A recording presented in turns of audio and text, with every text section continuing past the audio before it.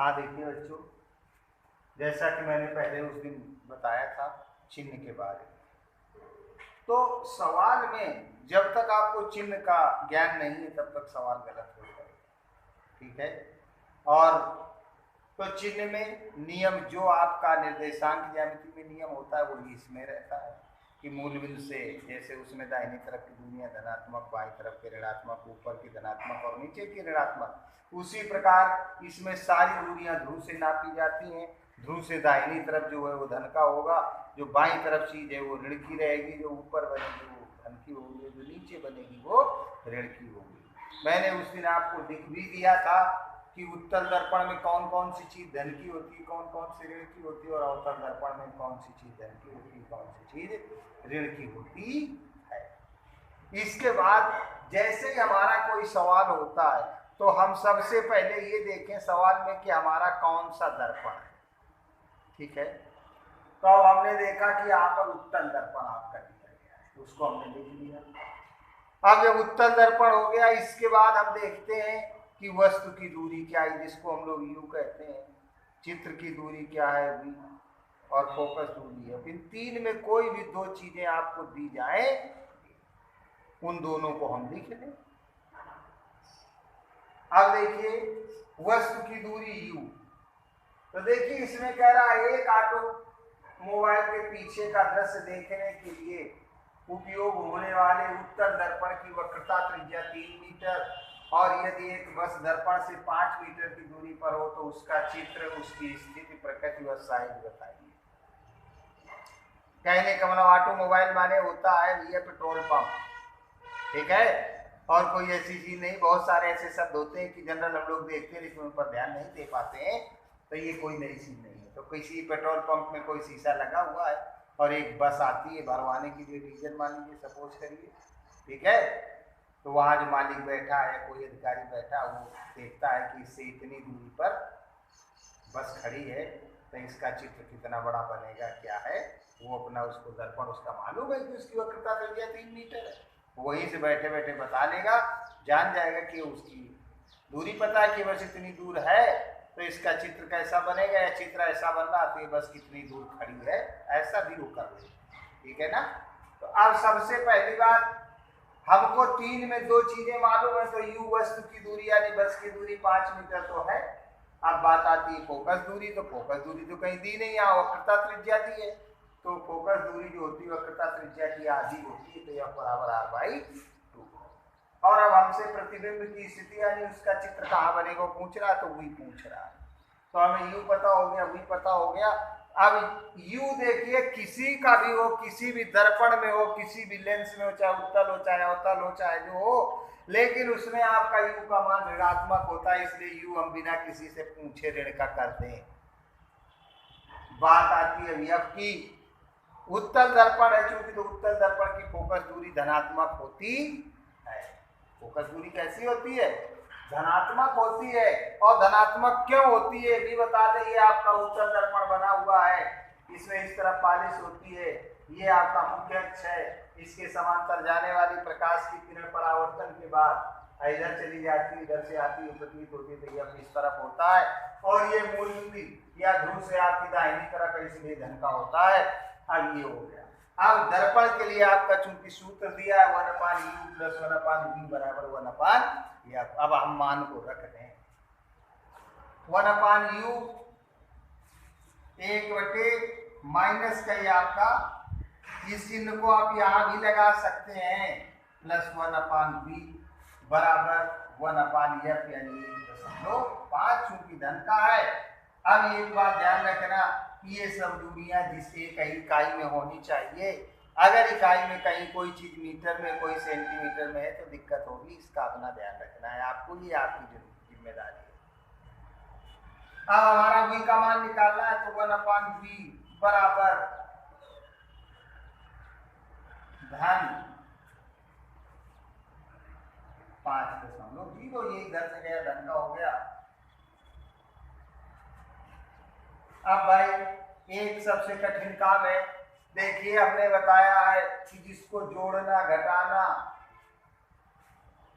गुणा, भाग लघुत्तम महत्तम, ये चीजें चारों चीजें गुणा भाग जोड़ना घटाना चारों आती हैं अच्छी तरह, तो उसको कोई दिक्कत नहीं होती कैलकुलेशन में। अब कह दो कि क्या साधारण, अब यहाँ कहीं भिन्न का जोड़ना घटाना आ जाए तो वो भी आपका है, कोष्टक का कहीं आ जाए, बात वहां है केवल साधारण। अब यहाँ ये भिन्न का जोड़ है, अब भिन्न के जोड़ का क्या नियम है, लघुत्तम वाला नियम है, तो उसी तरीके से करना है।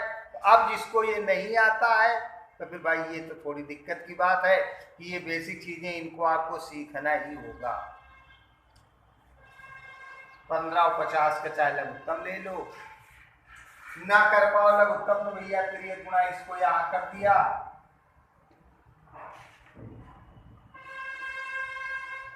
इनका दोनों का गुणा,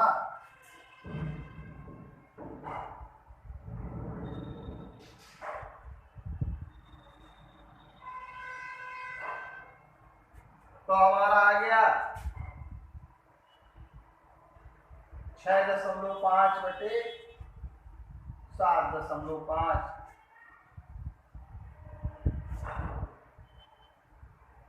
5 दूनी 5 इकन्ने 5, 5 गए 15, 5 इकन्ने 5 और 5 25, 13/15 आ गया। और ये मान किसका है, 1/v का,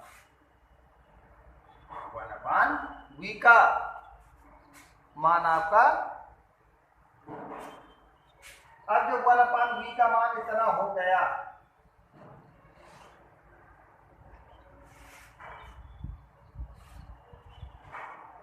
तो v बराबर क्या हो जाएगा, 15/13। अब इसको भाग दे लीजिए तो 1 जितना भी आएगा आपका आ जाएगा, 1.15 मिलीमीटर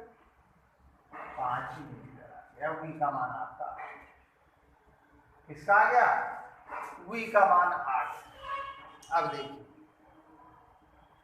अब जो v का मान आ गया आपका, तो प्रतिबिंब की स्थिति क्या हो गई,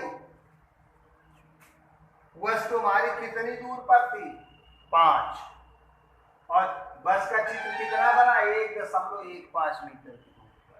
ये u का मान है, ये v का मान। अब देखिए इसमें चिन्ह भी है, धन का चिन्ह जब कोई नहीं आता, धन का ऋण का होगा तो अपने आप ही ऋण का आएगा। यहाँ पर ऐसा मान होता कि यहाँ माइनस का होता तो 1.5 ये यहाँ माइनस होता है, यहाँ प्लस का, तो जो संख्या बड़ी होती उसका चिन्ह रहता है। क्योंकि दोनों धन के हैं तो कोई दिक्कत ही नहीं, हमने जोड़ दिया और दोनों का मान एक ही, जैसा आया वैसा हमने रख दिया। इसी से चिन्ह आपका आएगा। अगर यहाँ माइनस का आता तो हम जान जाते, देखिए v का मान अगर धन का आ रहा है तो चित्र जान लो आभासी है। कैसा है, आभासी है, कंफर्म हो गया यहीं से। अब वो कह रहे हैं कि चित्र का क्या है, प्रकृति। प्रकृति का यही मतलब है कि वो ये पूछ रहे हैं कि चित्र कैसा है, तो हम बता देंगे प्रकृति माने आभासी हो। अब उसकी स्थिति, स्थिति का माने v का मान, तो v का मान 1.5 आ गया, स्थिति भी हमें पता होगी। अब बात आती है साइज। साइज का मतलब, अगर वस्तु पहले से दी गई हो कि इतनी लंबी है वस्तु की लंबाई, तब तो हम क्या लिख देंगे, तब तो वहां यम का मान निकालने के लिए I/O कर देंगे।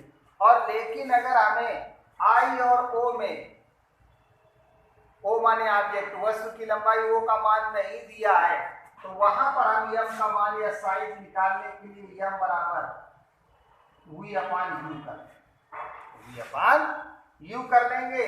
v का मान हमारा 1.15 निकला और u का मान आपका 5 पहले से था, तो ऐसा भी कर सकते हैं 1.15/5.0 निकले। तो अब एक बात यही से, अगर v का मान u से कम आए तो चित्र छोटा बनेगा, और अगर v का मान u से बड़ा आए तो चित्र बड़ा बनेगा। यहीं से हम जान जाते हैं। तो साइज का मतलब क्या है, इसको हल करेंगे तो 0.23 मीटर लगभग आ रहा है। कहने का मतलब दशमलव के बाद संख्या, इसका मतलब ये छोटा, इतना गुना, गुना का मतलब गुणा। अब 5 में इसका अगर हम गुणा कर दें तो हमारा आ जाए 5 से 15, 5 दूनी 10, 11.115 मीटर लंबाई का, अगर उसमें 5 रहा होगा तो इतनी लंबाई का ये आपका चित्र आ जाए तो प्रतिबिंब की लंबाई, स्थित का मतलब हुई का मान, प्रकृति का मतलब प्रकृति माने उसे स्वभाव होता है, तो यहाँ प्रतिबिंब के स्वभाव का मतलब आभासी और वास्तविक से, और साइज का मतलब उसकी लंबाई से। अब लंबाई चूंकि वस्तु की ही लंबाई नहीं दी गई है तो हम केवल इतना ही लिख देंगे कि उससे छोटा बनेगा कि बड़ा बनेगा। नहीं वैसे अगर साइज हमसे पूछा तो अगर वस्तु की लंबाई दी होती तो उसकी भी एक्यूरेट लंबाई हम निकाल देते। ठीक है, तो यहाँ पर इसका ये अनुपात ही आएगा, चाहे इस क्रम में लिखा हो चाहे ऐसे लिखा हो। तो अब आप ये ध्यान दे दें, कई बार बता चुके कि हमारा चिन्ह का जो नियम आपकी निर्देशांक ज्यामिति में था वही था, इसमें भी है, कोई इसमें अलग से नियम नहीं है, आप लोगों को ध्यान रखना है। दूसरी बात, सवाल में ये देख लें कि हमारा कौन सा दर्पण दिया है। सबसे पहला काम जो दर्पण दिया है उसको लिख लें, आपको उसको लिख लिए, फिर इसके लिखने के बाद मैंने आपको खुद लिख दिया है कि उत्तल दर्पण और अवतल दर्पण में कब यू, वी और एफ कहाँ धन के कहाँ ऋण के, इसके पहले के दिन में मैंने बताया। उसी के अनुसार अब आप इसको यू, वी और एफ चूंकि दर्पण है तो आपका यही सूत्र 1/u + 1/v = 1/f।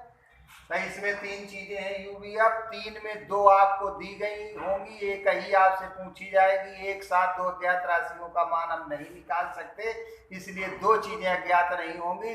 हाँ, हो सकता है कभी घुमा फिरा करके कि हमको चाहिए फोकस दूरी देनी है, उनको चाहिए, लेकिन फोकस दूरी न दे करके उन्होंने वक्रता त्रिज्या दे दी, तो हमें पता है कि फोकस दूरी वक्रता त्रिज्या की आधी होती है।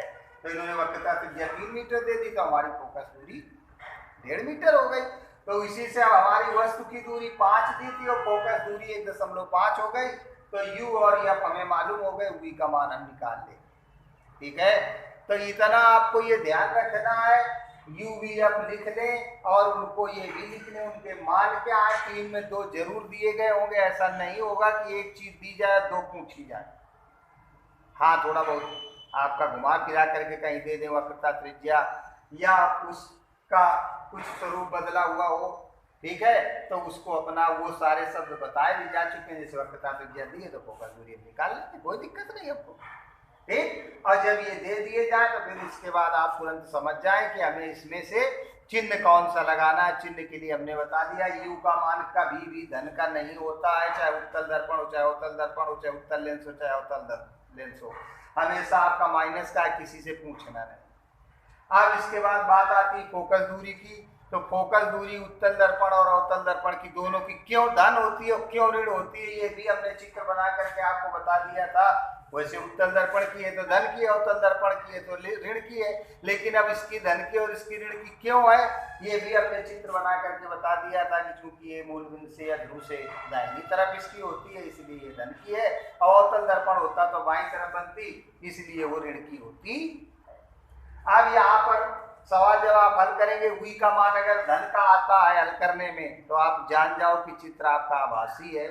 प्रकृति वाली बात आपकी यहीं से क्लियर हो जाएगी। धन का आता है तो आभासी है और माइनस का आता है तो वास्तविक है। इसमें कोई आपको ये नहीं कि आभासी है या प्रकृति पूछ रहे हैं तो क्या हमसे पूछ रहे हैं, तो आपको इसकी जगह आभासी और वास्तविक 2 में 1 लिखना है, और वो कन्फर्म इससे कि अगर वी का मान धन का आता है तो आभासी है और अगर वी ऋण का आता है तो वास्तविक चित्र है। एक बात और ध्यान रखें, वैसे उत्तल दर्पण में हमने जब बता दिया, उत्तल दर्पण में कभी भी चित्र वस्तु से बड़ा नहीं बनता है, कोई भी ऐसी कंडीशन नहीं है कि चित्र बड़ा बनाए, तो ये आप अपना ध्यान रखें। ये आपको पहले जब वीडियो भेजे गए तब भी बताया गया था कि हम दर्पण की पहचान चित्र को देख करके भी कर सकते हैं। पता लगा कि दर्पण आपका कहीं ऐसी जगह लगा है जिसको हम हाथ से नहीं छू सकते हैं, उसके पास नहीं जा सकते हैं, और हमसे कोई पूछ ले ये कौन सा दर्पण है, तो उसको हमें जांच करने के लिए हमारे पास एक ही रास्ता है, उसके सामने वस्तु का चित्र बनाएंगे और चित्र से ही हम जान पाएंगे कि ये कौन सा दर्पण या लेंस है। तो उसके लिए हमने बताया था दर्पण की लेंस की पहचान के 2 तरीके, एक तो छू करके हम लोग जान लेते हैं, जिसमें ऊंचे तल पर या ऊपर वाले तल पर पालिश हो जाए वो अवतल दर्पण, और जिसमें धसे हुए तल पर पालिश है वो उत्तल दर्पण होता है। और अगर नहीं हम छू पा रहे हैं, तब तो हमारे सामने मजबूरी है। भाई जब कहीं आप इंटरव्यू में गए, वहां उन्होंने कह दिया कि इसमें कौन सा दर्पण लगा है, अब वो पता लगा किसी खिलौने में या किसी चीज के अंदर है, तब हम तो उसको तोड़ तो डालेंगे नहीं, उसके अंदर अब हम तो जा नहीं सकते। तो इसलिए उसके सामने तुरंत चित्र को देख करके पता लगाना है। तो अगर चित्र उसको आगे पीछे करें, अगर कभी छोटा बने, कभी बड़ा बने, कभी उल्टा बने, कभी सीधा बने, तो जान जाओ कि ये अवतल दर्पण है। और एक ही जैसा चित्र हमेशा छोटा ही रखता है, थोड़ा छोटा ज्यादा हो जाएगा, थोड़ा कम छोटा होगा। अगर ऐसा ही एक ही जैसा रहता है तो उत्तल दर्पण, और अगर कभी छोटा, कभी बड़ा, और कभी उल्टा, और कभी सीधा, कई तरह से बनाए तो तुरंत समझ जाना कि अवतल दर्पण। यही इसमें नियम है। और इस तरह से सवाल होंगे। सवालों में यूवीएफ में 3 में 2 आपको दिए गए होंगे, और एक अगर कह दे कितने गुना या उसका आवर्धन, ये चीज पूछे तो यम बराबर 2 ही सूत्र है आपके, एक 1/u प्लस 1/v बराबर 1/f, और एक यम बराबर v/u बराबर i/o। अब इसको जैसा दिया हो, अगर हमसे पूछे गुना वाली बात और प्रतिबिंब वस्तु की लंबाई दी गई हो, तब तो हम i/o वाला लगा देंगे, और अगर ना दी गई हो तो v और u से ही हम इसकी लंबाई को निकाल लेते। ठीक, अब ये आपको बताया जा चुका है सबको कि अपने फार्म की चिंता कर लें। तो फार्म की चिंता कर लें, सबको सूचना भी भेजी जा रही है। हो सकता है किसी किसी के यहाँ पहुंच गई होगी नोटिस, जिसके यहाँ नहीं पहुंची है इसके माध्यम से भी बताया गया है। 5 तारीख की पहले आकर के अपना विद्यालय में अपने कागज और सारी चीजें जमा करते हैं। ठीक।